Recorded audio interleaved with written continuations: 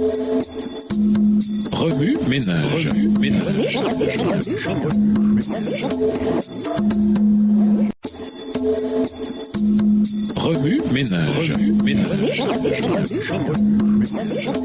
Bienvenue à votre émission Remue ménage. Noaison de dimanche intégrée, une foi dynamique. Dans Marc 9, versets 17 à 19, nous lisons l'histoire d'un homme qui est venu dire à Jésus que ses disciples n'avaient pas le pouvoir de délivrer son fils de l'emprise des démons. L'homme a également demandé si Jésus serait capable de l'aider. Sa demande était pleine de doutes. Mais si tu peux quelque chose. Marc 9, verset 22. La réponse de Jésus à cet homme s'adresse à tous ceux qui ont douté à travers l'histoire de l'humanité.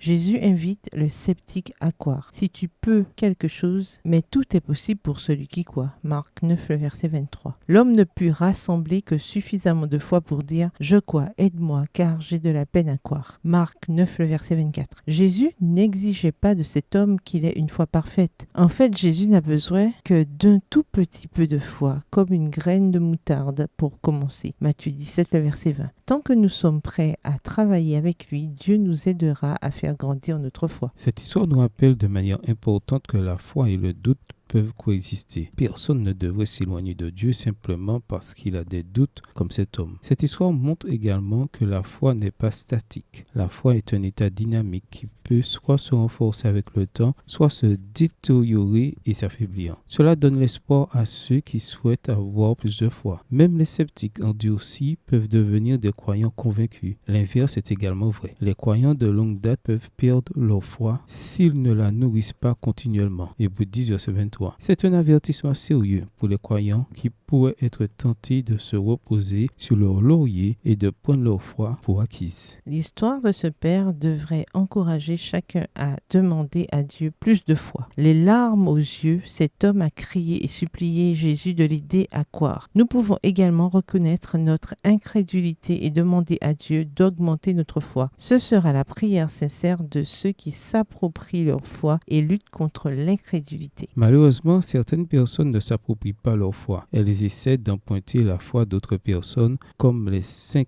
vierges folles qui ont pratiqué et ont essayé d'emprunter de l'huile à leurs amis. Matthieu 25, verset 8. Lorsqu'une crise survient, ceux qui dépendent de la foi de quelqu'un d'autre la perdent très rapidement. Ceux qui persévèrent jusqu'à la fin doivent établir leur propre relation personnelle avec Dieu. Ce n'est pas parce que nous suivons Jésus que notre foi est automatiquement forte. En fait, les disciples eux-mêmes avaient souvent une foi faible, même après la résurrection. Marc 16, versets 11 à 14. C'est peut-être pour cela que Paul a exhorté les croyants à s'examiner eux-mêmes pour voir s'ils sont dans la foi. Voir 2 Corinthiens 13, verset 5. Nous devons sonder notre cœur et prier pour avoir plus de foi. Oui, ménage, question à explorer. En seulement 60 secondes, comment décrivez-vous votre foi en Dieu? Que vous apprend votre réponse sur votre cheminement avec Dieu. Au revoir. Et à demain si Dieu veut.